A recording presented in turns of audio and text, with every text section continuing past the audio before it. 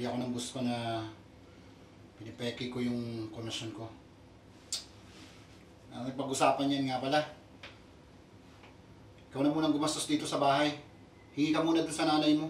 Ako? Nanay ko? Josh naman! Alam mo naman na hindi naman ganun kalaki kumita yung nanay ko.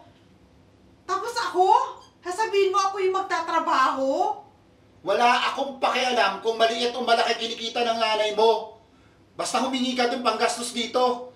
Total, palamunin ka na naman dito ah. Teka lang wait lang Sumama ako sa'yo kasi ang sabi mo, bibigyan mo ako ng magandang buhay.